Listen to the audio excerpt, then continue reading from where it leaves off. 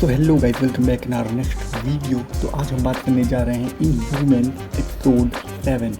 तो कहानी शुरू होती है रॉयल फैमिली से, जब एरन की सेना उन्हें जंगल में दौड़ा रही होती है और वो सब भाग रहे होते हैं और भागते भागते उन्हें डॉक्टर डेक्लेन मिलता है और वो डॉक्टर डेक्लेन से सवाल पूछते हैं कि वो मैक्सिमस के साथ क्यों काम कर रहा था। और डॉक्टर डेक्लेन उसे बताता है कि मैक्सिमस उसकी मदद लेकर इनह्यूमन शक्तियाँ प्राप्त करना चाहता था ताकि वो एटिलैंड पर अपना शासन स्थापित कर सके। सूरज उगते ही रॉयल फैमिली गैरगॉन के मृत शरीर को दफनाने में लग जाते हैं और इसी बीच परिवार के सदस्य जिसमें ब्लैक बोल्ट, मेडूसा और बाकी सब गैरगैन की यादों को साझा करते हैं एक दूसरे के साथ और उसकी बहादुरी को सलाम करते हैं। गुस्से में कैरनैक एरन की गर्दन तोड़ने का फैसला लेता है, ये जानते हुए भी कि वो वापस ठीक हो जाएगी क्योंकि उसके पास अपने शरीर को ठीक करने की शक्तियाँ हैं।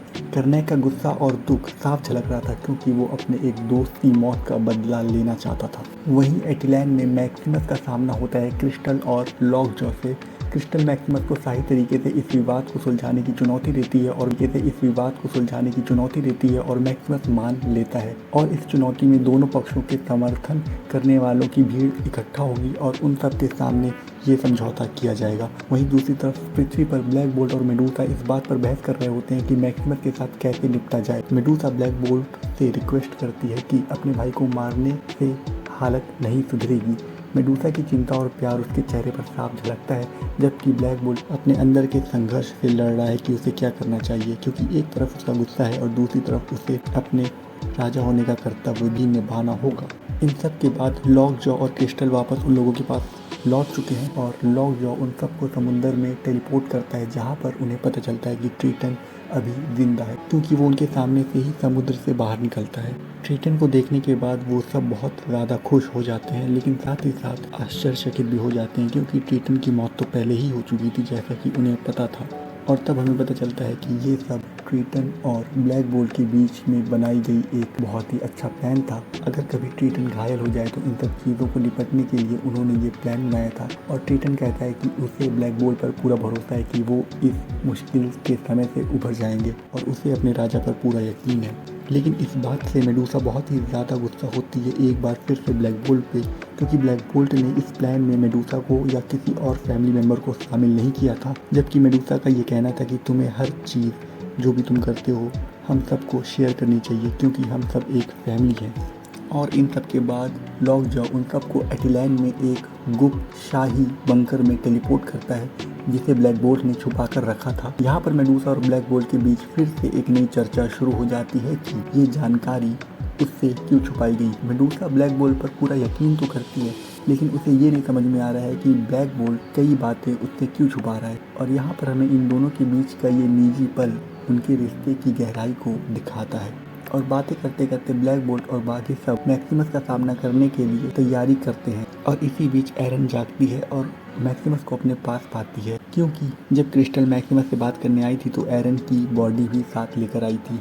एरन महसूस करती है कि मैक्सिमस का मुख्य उद्देश्य मतलब प्लान इनह्यूमन बनना था और एरन स्वीकार करती है कि ये उसका मकसद नहीं था। मतलब एरन मैक्सिमस के साथ सिर्फ इसलिए थी क्योंकि उसे लगता था कि मैक्सिमस एक अच्छा राजा बनेगा, लेकिन वो तो खुद कुछ पावर्स चाहता है बस और लोगों पे राज करना चाहता है। यहाँ पर एरन और मैक्सिमस के बीच अलग अलग मकसद होने की वजह से उन दोनों के बीच में कुछ आ जाती है। वहीं दूसरी तरफ डेक्लेन कैरनैक को बताता है कि मैक्सिमस किस तरीके से इनह्यूमन की शक्तियाँ हासिल करेगा। डेक्लेन कहता है कि मैक्सिमस ने एक साइंटिफिक प्रोजेक्ट तैयार किया है जिसकी मदद से मैक्सिमस को शक्तियाँ मिल सकती हैं। और वहीं दूसरी तरफ मैक्सिमस भीड़ इकट्ठा कर लेता है अपने महल के आगे और उनसे बातें करता है कि किस तरीके से रॉयल फैमिली उन्हें मिलने आ रही है। और जैसे ही लॉकजॉ रॉयल फैमिली को वापस लाता है, मेडूसा एक सौदा सामने रखती है कि वो मैक्सिमस को टेराजेनेसिस मतलब वो प्रोसेस जिसमें एक एटिलैंड में रहने वाले इंसान को पावर्स मिलती हैं एक क्रिस्टल के जरिए, उसे करने की इजाज़त देगी। हालांकि ऐसा करना सिर्फ एक ही बार अलाउ है रूल और रेगुलेशन के हिसाब से, लेकिन रॉयल फैमिली मैक्सिमस को एक और मौका देगी क्योंकि वो पावर्स हासिल करना चाहता है। लेकिन इसके बदले मैक्सिमस को वापस से राजा की पोस्ट ब्लैक बोल्ट को देना होगा और इस बात के लिए मैक्सिमस मान जाता है। इसके बाद ब्लैक बोल्ट डॉक्टर डेक्लेन को मैक्सिमस के पास जाने के लिए कहता है और जैसे ही डॉक्टर डेक्लेन मैक्सिमस के पास पहुंचता है, मैक्सिमस अपना असली चेहरा दिखाता है और कहता है कि मैं कभी भी राजा की पोस्ट वापस नहीं करूंगा और अब मेरे पास सब कुछ है जो मैं चाहता था। और इसके बाद वो ब्लैक बोल्ट और रॉयल फैमिली को गिरफ्तार करने का आदेश देता है और ब्लैक बोल्ट वहाँ से लॉक जॉ के साथ जाता है, ये कहते हुए कि अगली बार जब मैं तुम्हें मिलूंगा तो मैं तुम्हें मार दूंगा। इसके बाद मैक्सिमस और डॉक्टर डेक्लेन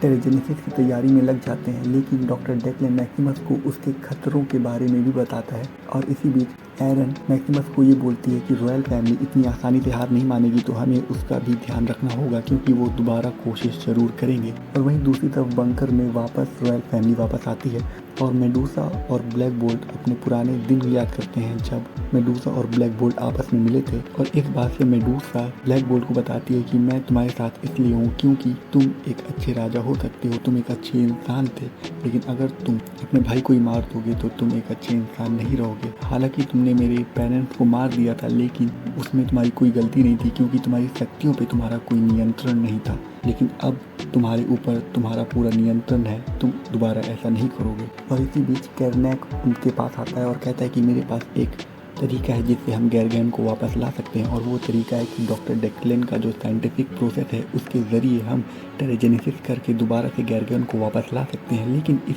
चीज़ के लिए मेडूसा तैयार नहीं होती है, लेकिन इसके बावजूद भी कैरनेक अपनी बात मनवाने के लिए उन दोनों पे जोर देता है, लेकिन वो दोनों इस बात को नहीं मानते हैं। और इसके बाद कैरनेक वहाँ से चला जाता है और उसका मन अभी भी नहीं बदला है, तो वो अपना काम आगे बढ़ाने के लिए वहाँ से चला जाता है। और अपना काम करते करते उसका सामना हो जाता है एरन से, और वो एरन को सारी बात बताता है, उसे समझाता है कि मैक्सिमस सिर्फ अपना ही भला चाहता है, ना कि एटिलैंड में रहने वालों का, और ना ही एटिलैंड का, और ना ही उसका। और इन सब बातों को करने के बाद कैरनेक एरन से उसका डीएनए मांगता है क्योंकि एरन के पास है रीजनरेशन पावर और उसके डीएनए में भी वो पावर है, और इसी वजह से डॉक्टर डेक्लेन की साइंटिफिक प्रोसेस के जरिए गैरगन को वापस लाया जा सकता है। और एरन मान जाती है अपना डीएनए देने के लिए क्योंकि उसे भी अब मैक्सिमस पर उतना भरोसा नहीं रहा है जितना पहले था।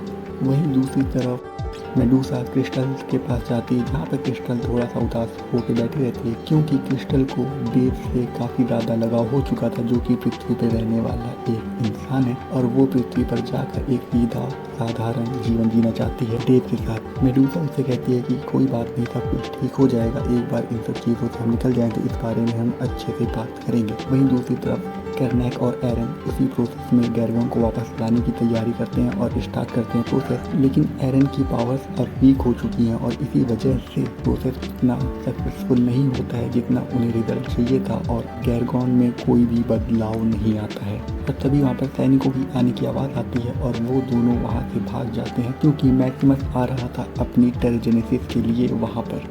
वो लोग प्रोसेस शुरू ही करने वाले होते हैं कि तभी इमरजेंसी अलार्म बज जाता है और मैक्सिमस वहाँ से चला जाता है डॉक्टर डेक्लेन को ये कहकर कि तुम तैयारी रखो, मैं वापस आऊँगा। और तभी डॉक्टर डेक्लेन गैरगॉन की बॉडी को देखते हैं उस क्रिस्टल बॉक्स में और वो हैरान हो जाता है। तभी एटिलैंड हिलने लगता है। जब मैक्सिमस वहाँ से बाहर निकलता है तो ट्रिटन एक एक करके सभी रॉयल गार्ड्स को मार देता है और मैक्सिमस बचता है अकेला। और तभी ब्लैक बोल्ट उसके सामने आता है और उन दोनों का आमना सामना होता है। तब मैक्सिमस ब्लैक बोल्ट को कहता है कि अगर तुमने मुझे मारा तो सारा एटिलैंड तबाह हो जाएगा, क्योंकि मैंने एक प्रोग्रामिंग के जरिए अपने शरीर को और इस पूरे एटिलैंड को सिंक कर दिया है। अगर मेरी दिल की धड़कन रुकी तो ये एटिलैंड पूरा तबाह हो जाएगा, ब्लास्ट हो जाएगा। और वहीं दूसरी तरफ डॉक्टर डेक्लेन अपनी तैयारी कर रहा होता है कि गैरगॉन को होश आ जाता है और वो वहाँ पर तोड़ फोड़ करने लगता है और डॉक्टर डेक्लेन पर हमला कर देता है। और यहाँ पे खत्म होता है इनह्यूमन एपिसोड 7 की स्टोरी। And I hope you all like this video. If you did, hit the like button, comment your opinion, share this video and subscribe to Sinologist for more content like this. तो मिलते हैं आपसे अगली video में, तब तक के लिए बाय बाय।